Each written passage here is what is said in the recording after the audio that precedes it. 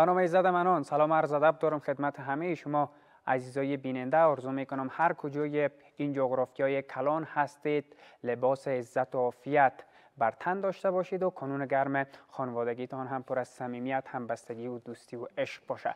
طبق معمول من میلاد نجیب با جمع از همکاران بازم در یکی از برنامه‌های دیگر افتخار تا یک ساعت دیگر مهمان خانه های شما هستم. آرزو میکنم که تا پایان بیننده این برنامه باشید. امروز ما در استودیو به مهمان البته میزبان دو ورزشکار، یک مربی رشته مجزنی و کسی که قرار است به نمایندگی از افغانستان وسیم کومدی در برابر یکی از حریفای پرقدرت خودش به نمایندگی از کشور ایران پا به قفس مبارزه بگذاره. اینجا در استودیو مهمانانم هستن و بیشتر در مورد برگزاری و شرایط مسابقه با خودش صحبت‌های می داشته باشیم. ابتدا سلام استاد خیبر سلطانی، ممنون از اینکه دعوت پذیرفتین و آمدید به رادیو تلویزیون ملی افغانستان.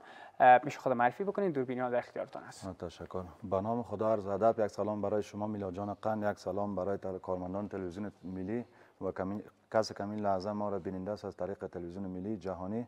احترامات از صمیم قلب برایشان تهنیت عرض می‌دارم. خیبر سلطانی است، یک تن از قهرمانان ازبق فدراسیون ملی بوکسینگ افغانستان و فعلا به حال مربی دو کمپ سه کمپ شخصی با عقده خود دارم. تشکر. بخیر باشین. استاد کوبندی سلام، ممنون از اینکه حضور پیدا کردید. دوربینا در اختیار است، میشه خودم معرفی بکنید. تشکر میلاد جان خان. سلام به شما بیننده عزیز تلویزیون ملی و حاضرین در تالار. امیدوار هستم خوب باشین. سلامت بخیر باشین. بیاین پس از اینجا استاد آغاز بکنیم در مورد شرایط و آمادگی خودت بر ما و بیننده ها بگو.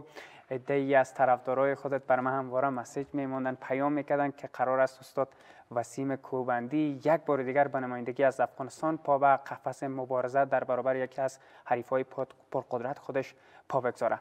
شرایط چگونه است؟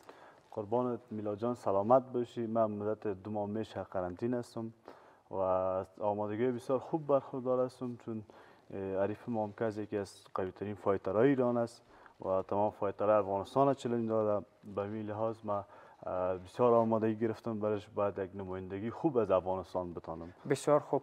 این مسابقه که قرار است تا 10 روز دیگر برگزار شود، در فاصله چه زمان مدتی برگزار میشه؟ آخرین مسابقه، دقیق سوال من اینجا است که آخرین مسابقه ای را که انجام داده بودی و پا به قفس مبارزه گذاشته بودی چقدر وقت پیش بود؟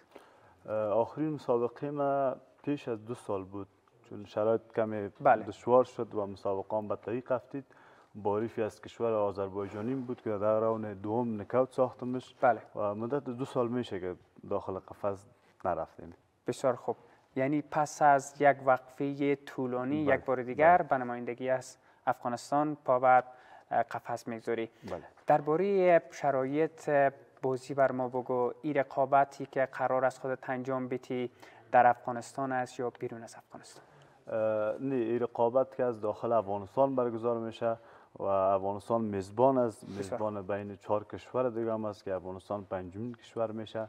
افغانستان است، ایران است، پاکستان است، آذربایجان است و ازبکستان است. بسیار خوب. افغانستان برگزار میشه. و قرار است خودت در برابر یکی از حریفای کشور ایران پا به قفس بگذاری. بله. و در مورد شرایط قرارداد بر ما بگو و قرار است در کدام سازمان؟ آخری سازمانی که خودت فایت کردی در سازمان بین المللی TGFC بود و حالا که سازمان فعلا کارایش معلق است، تعطیل است تا اینکه رقابت ها را به بیرون از افغانستان ببرن و برگزار بکنن.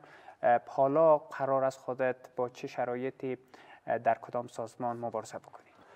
سلامت باش میلاد جان. من قرار است در سازمان MKFC که واقعیت امروز نو تاسیس شده. این سازمان بسیار یک سازمان خوب است و بسیار برنامه خوب برگزار میکنه و به هزاران جوان این زمینه را مساعد میکنه که بیا روی صحنه فایت کنه، مبارزه کنه. این گفتم پیشترم ما بعد از 2 سال برای ما یک زمینه مساعد ساخته و ما سپاسگزار رئیس سازمان MKF سیستم که واقعا شب روز تلاش میکنه یک برنامه خوب برگزار کنه و فعلا در این مسابقه که ما فایت میکنم قرارداد ما یک قرارداد است و بعد از این باز دیگه قرارداد ان شاء الله روی از اون موضوع صحبت میکنیم. و استاد خیبر سلطانی، بخش مجزنی و بوکسینگ وسیم کوبندی را پیش میبره، یعنی در بخش مجزنی ترینر وسیم کوبندی. استاد خیبر سلطانی یکی از پیشکسوتان و مربی حال حاضر رشته موش‌زنی افغانستان است. استاد، شرایط موش‌زنی و در بخش موش‌زنی آیا متوجه شدی کدام ضعفی در وجود وسیم کوبندی است که بالای از او کار بکنین؟ نخیر کدام ضعف کدام نقاط پوینت منفی را در نقاط وجود استاد وسیم کوبندی پیدا نکردیم. از لحاظ صد نشان، از لحاظ لغت، از لحاظ پرتاب، بخصوص از لحاظ موش‌زنی از هر چیز خود برخوردار است. همه ما شبانه روز تاریخ 22 سپتامبر بخوایم مسابقه‌اش است، ان شاء الله از الف تا کاملا آماده است. بالاخره بخیر ما آماده مسابقه‌اش هستیم. بخیر، بسیار خوب. یعنی در بخش موش‌زنی دیگه هموطنان ما خاطرش جمع باشه که سر پا و سر حال است وسیم کوبندی و میتونه روی پا هم مبارزت داشته بله ها. ما تا که امتحان کنترل از تجربات مربیگری خود کردم، از هر 5 کاتگوری از همه چیزش ان شاء الله با یاری پروردگار کاملا آماده است به مسابقات لایف که همه ما آماده هستیم به خاطر مسابقهش ان شاء الله. بریم با هم یک بسته تصویری از جریان تمرین‌های وسیم کوبندی را با هم ببینیم و در ادامه بازم با ما همراه باشید.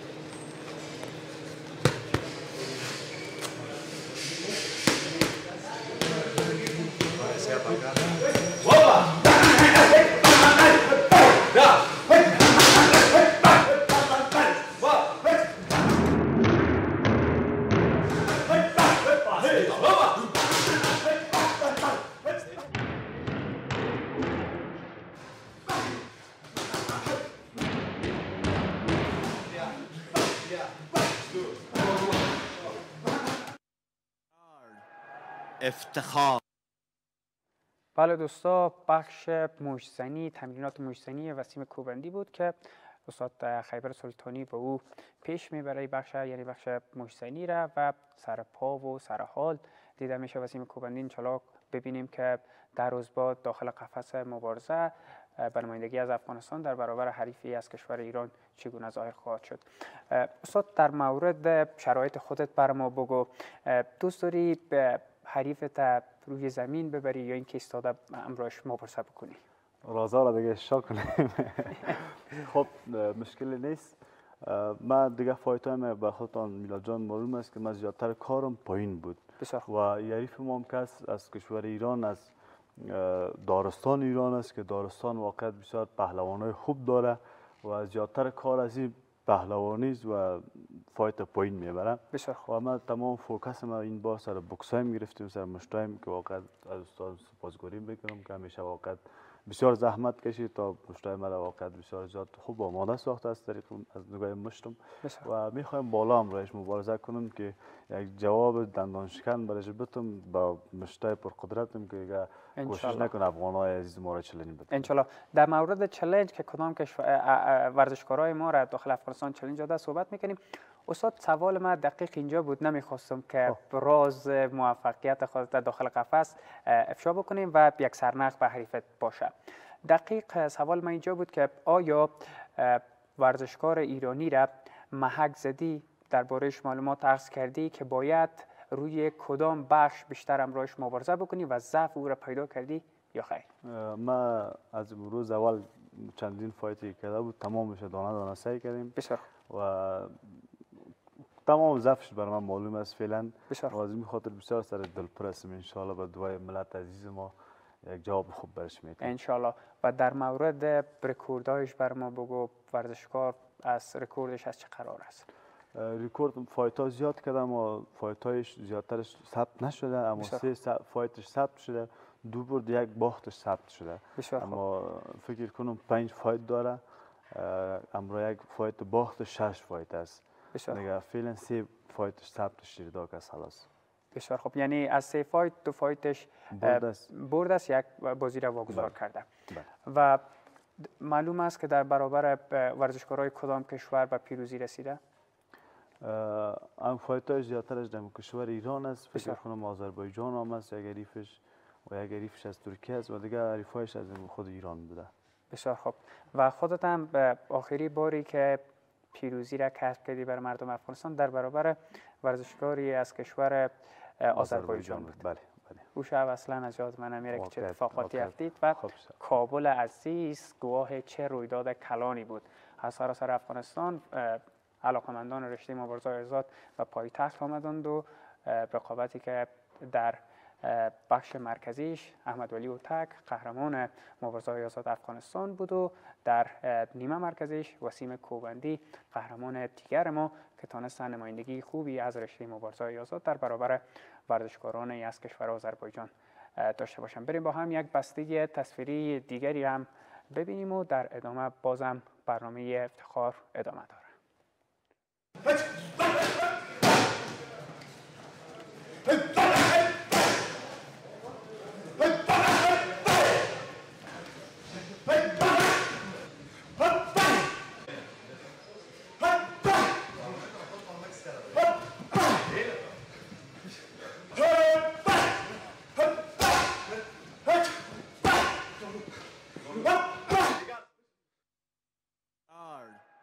افتخار.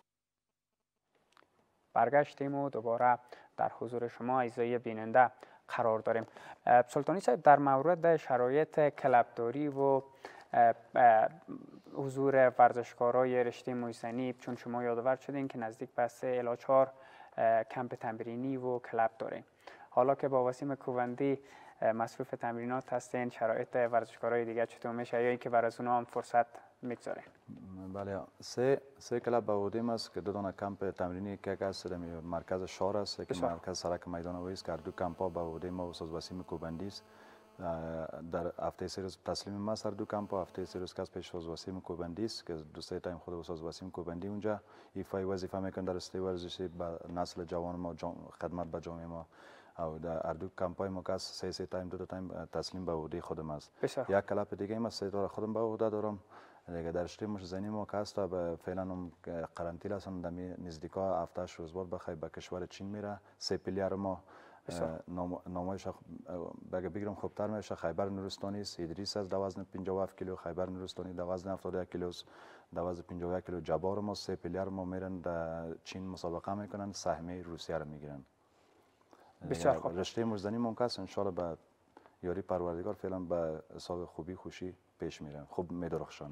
ان شاء الله که ورزشکارای ما که قرار است به او رقابت ها حاضر میشن، نمایندگی خوبی از رشته مشزنی داشته باشند در رقابت ها. یک چیز باید یادآور باشم، قرار است تا نزدیک به 10 روز دیگر کابل گواه یک رویداد کلان در بخش مبارزات آزاد باشه و قرار است پوشش نشراتی او رقابت ها را باز هم خانواده ملی و ملی سپورت به عهده بگیره. آرزو میکنم که بتانیم او رقابت ها را به وجه احسنش مثل سایر رقابت هایی که ما در گذشته از دریچه ملی سپورت به دست نشر سپردیم، ایران بتانیم موفقانه با یاری پروردگار به اتمام برسانیم. قرار است یک پروژه کلان بازم داشته باشیم. ما با سهم بیننده ها و عزیزایی که همین اکنون میبینن همین رقابت هایی که آقای کوبندی یادآور شد، در رقابت ها قرار است نزدیک به 6 الی 7 کشور ورزشکارایشان بیاین اینجا. افغانستان، کابل عزیز میزبان این دور از رقابت هاست و او سازمانی که این رقابت ها را برگزار کرده سپاسگزاری میکنم. آرزو میکنم که در این بخش بتانه بدرخشه و ورزشکارایی از اروپا و آمریکا و غرب این کره خاکی را هم در افغانستان داشته باشیم و ورزشکارای افغانستان به اونا سفرایی بکنن تا اینکه کسب تجربه بشه به اونا و بتونن که در برابر غول‌های رشته مبارزات آزاد که همونو داغستانیای روسیه است عالی بدرخشن و روزی همین ورزشکارا در بلندترین سازمان جهان که UFC است که هر ورزشکار رشته مبارزات آزاد که تمرین میکنن عرق میریزن آرزوی رسیدن به او سازمان داره. استاد کوبندی، قرار است یک چیزی که همین اکنون به گوش من رسید و پرودوسر اشاره کرد رقابت هایی که شما قرار است او مبارزه بکنین، خانواده ملی و ملی سپورت حق نشر را به عهده گرفته. چقدر برگزاری رقابت ها زیر دوربین لایف تاثیرات خودش میتونه داشته باشه؟ واقعا این بسیار یک جای افتخار است که مسابقات مبارزات آزاد بعد از 2 سال یا 2.5 سال دوباره آغاز شد و از طریق تلویزیون ملی سپورت و لایف نشر میشه. این به تمام جامعه ورزشی هم افتخار است و هم یک انگیزه بسیار زیاد بزرگ به تمام جوانای ما میده، چون بر شما معلوم است که در اواخر تمام ورزشکارای ما رفتن از کشور افغانستان، ترک کشور کردن، دیگه جای رفتن، چون مسابقه برگزار نمیشد، در تلویزیون خود هیچ وجه برگزار نمیشد. واقعا جای افتخار است، افتخار میکنیم که از طریق ملی سپورت برنامه ما نشر میشه. انشالله.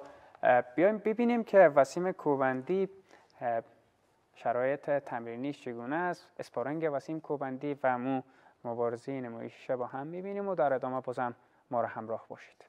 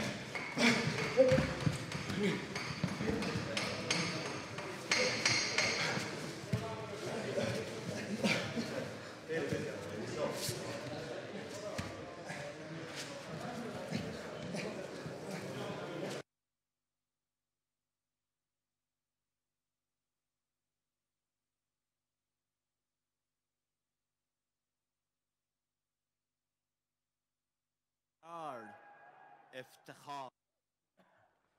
بله دوستا، وسیم کوبندی کاملا آماده است، سرپا سر حال است که پا به قفس مبارزه در برابر حریفی از کشور ایران بگذاره. ببینیم که سرانجام بدون شک همون گونه که وسیم کوبندی تمرینات سخت و نفسگیر پشت سر میگذرانه، ورزشکاری که قرار است در برابر کوبندی رویارویی بکنه و هم دست پا بستن نخواهد بود و تمرینات ثقیل و خطرناکی را پشت سر میگذرانه. بدون شک همون گونه که وسیم کوبندی در مورد کریر و بک‌گراند ورزشکار ایرانی جستجو کرده، معلومات پیدا کرده، نکات ضعف و قوتش، بدون شک او هم به دنبال ای هست که نکات ضعف و قوت وسیم کوبندی را پیدا بکنه. من آرزو میکنم که کوبندی روی نکات ضعفش اگر ندارد هم یک بار دیگر مرور بکنه، اگر باشه کار بکنه. استاد، ای که پس از یک وقفه کلان و طولانی شما دوباره در افغانستان اجازه فعالیت‌های ورزشیتان پیدا کردین، چقدر امیدوار کننده هست برای کسایی که تازه میایند بر رشته مبارزه آزاد و او کسایی که ترک کشور کردند؟ نجیب جان قند واقعیت میگن صبر بحر شیرین داره، واقعیت است. چون یعنی سر خود ما بسیار حالتهای آمد که ما هم ترک وطن کنیم بریم، اما این راهش نیست که ترک وطن کنیم، باید باشیم. مثال این فایتری که حالا چلنج داد، فکر کرد که در افغانستان دیگه فایتری نیست، چون میدان خالی دیدن و باید باشن جواب این رقم فایترها را بدن و این واقعیت بسیار زیاد تاثیرگذار است. این برنامه‌ای که برگزار میشه حالا تمام جوانان یک نیروی خاص میگیره، یک انرژی خاص میگیره از این و این من مطمئن هستم کسایی هم که خارج هستن تو برنامه را که ببینن دوباره پس میان به کشور خود، چون مسافری دیگه واقعا سخت است. بدون شک دیگه مشکل است. جای دنیا وطن خود نمیشه، کابل نمیشه. استاد، در مورد این برنامه بگو که تا اینجای کار که با کوبندی تمرین کردی، چقدر امیدوار هستی به پیروزی وسیم کوبندی من حیث ترینرش؟ ما کاملا آماده هستیم، مطمئن هستیم، چون باور کاملم سر استاد وسیم کوبندی است، اطمینان کامل دارم سر کوبندی صاحب. بخیر کاملا باورم کامل است، ما کاملا آماده هستیم. یا نقاط مهم اشاره ما است که از خواهرها برادرها خرد بزرگ ما، جامعه افغانستان ما، چی در داخل کشور است چی خارج از کشور است، فقط یگانه باریکی که ما داریم فقط به دعای از اون نیاز داریم. اگر به دعای از نیاز داریم به ما دعا کنه به جناب کوبندی صاحب، ان شاء الله به یاری پروردگار پیروزی از آن ماست. به نمایندگی 36 میلیون کوبندی صاحب به داخل قفس میشه که بتونه به پیروزی از آن خود کنه. بله دوستا، تمرینات ثقیل وسیم کوبندی را در تصویر میبینید. تمریناتی که متواتر برگزار میشد زیر چندین ترینر و مربی. همین اکنون وسیم کوبندی قرنطین است، تمرینات سخت و نفسگیر پشت سر میگذرانه. همون گونه که شما در تصویر میبینید روز گذشته ما و همکارای ما سری زدیم و همون کمپ تمرینی که کوبندی در او تمرین میکنه. واقعا کسی درک میکنه که از نزدیک ببینه که چقدر عرق میریزه به خاطر لبخند 36 الی 37 میلیون نفوس افغانستان، تا اینکه نمایندگی خوبی از رشته مبارزه‌های آزاد افغانستان در برابر حریف بین المللی از کشور ایران بکنه. استاد در مورد این بر ما بگوین که حالا همون سوالی را که از کوبندی صاحب پرسیدم، نزدیک به 2 سال رشته مبارزه‌های آزاد بخش پروفشنال یا حرفه‌ایش ممنوع بود، تحریم بود. چقدر این مسابقه امیدوار میکنه ورزشکارا را تا اینکه خیال ترک کشور را از سر بیرون بکنه؟ بسیار نقاط مهم برای ما اشاره کردیم میلاد جان قند که چند وقت بود که مدت 1.5 سال 2 سال 1 سال بیشتر شد زیادتر کمتر که مبارزات آزاد به تعلیق انقریب خلاصه که رفته بود.